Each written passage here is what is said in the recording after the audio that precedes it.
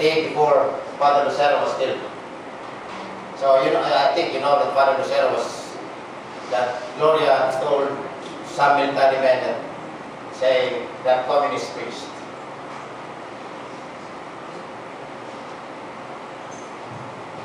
We have also enforced disappearances.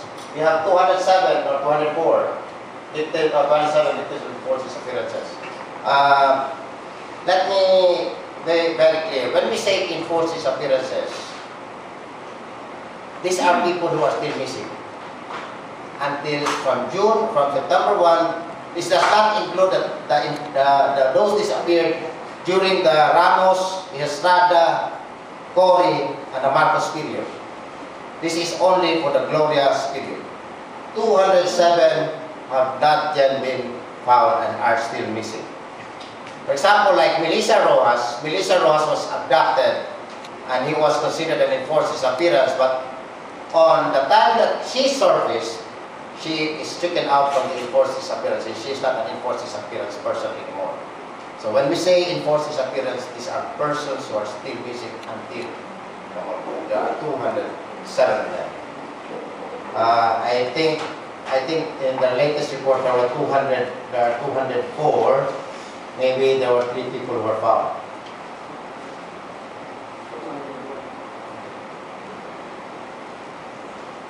So these people wear ski masks. When they abduct, they are fully armed with M16 rifles. Even with so many people around, with an air of bravado, without fear, brazeness, and confidence of untouchability, they abduct. Raymond Manalo is a good example, a very good example of enforced disappearance, or abduction maybe, because yes, he has already surfaced. He has already escaped.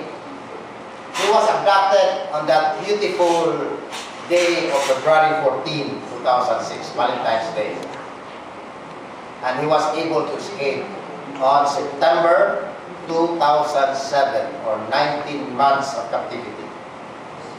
He was tortured heavily. You could see his burn marks in your body. You could see the burn marks on his body. He was pummeled, beaten with a 2x2 wood, 4x4, and other things. He was made to clean up the dirt of the other internists with him, much more. Especially the 2 UP students, Shirley Cadapan and Karen Peño, were his co-internees. When Shirley Cadapan and Karen Peño were beaten up, usually they were bloody, they vomited and everything, and he was the one who was made to clean those things up during those times. So he knew the torture, and he was made to go around with the military, with a special operations group, who went around the countryside appearing as an NPA, disguised as an NPA, and started killing people without any reason. Shot them, farmers, old men, stole the carabaos and other implements of the farmers just to discredit the NPA. And he showed that, and he testified to that. And he testified to the tortures of Shirley Cadapan and Karen Peño and to the killing of Manuel Merino. He saw Manuel Merino taken out beside him because they were co-interns in the same room, and brought outside, heard the shot, and saw the body being burned. He was in fact the one who pointed to us at Karapatan where the body was buried, and we were able to dig up bones, human bones, where he pointed it out. And the military was trying to hide this. The camp where he stayed was thoroughly dismantled, and stones were overturned and everything. And he was able to escape. You must remember that torture always accompanies enforced disappearances. This is water cure or waterboarding. We documented about 1,040 victims of torture. Well, Melissa Rojas is a manual of effective torture. Torture starts after abduction. Melissa Rojas fought against those who abducted her. She was when she was taken over, and they wanted to cover her eyes. She took the cover from her eyes. They wanted to tape her mouth. She took the tape from her mouth. They wanted to handcuff her. They took that. She struggled. It needed 5 men to drag her. And when she was dragged, her whole kneecap was taken out.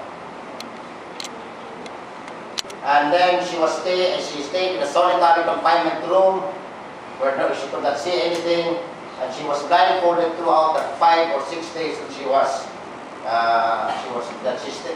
confined. She was held captive. Even in her sleep, she was blindfolded and she was manacled. The worst of all the tortures, if you ask any torture victim, the worst of this is sensory deprivation. There is sensory deprivation, some of them makes them crazy, more or less. There is abduction, you are handcuffed and you are blindfolded, and you are totally helpless, even if you sleep. You are dehumanized. Popito Marquez was handcuffed and blindfolded throughout. That in fact, it was the military who would bathe him. And when he was bathed, his head was placed in a toilet bowl while they were bathing him. You are dehumanized. Waterboarding and water cure are the same.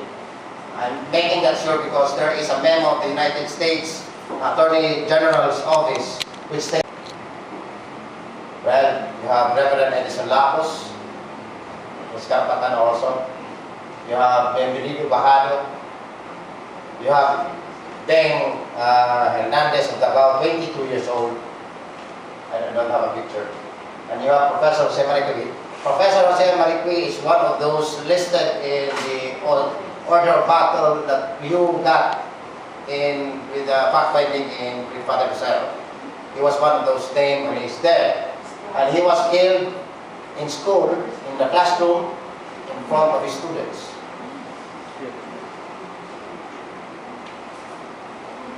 So this has become increasingly difficult for Karapatan to conduct fact-finding missions. Karapatan are raided or burned of terrorized members. I think Southern Tagalog Karapatan office region is a guerrilla office. It moves around. The Western Mindanao Karapatan base supposedly in Oroquieta is also guerrilla Karapatan moving around. Ito also Northern Samar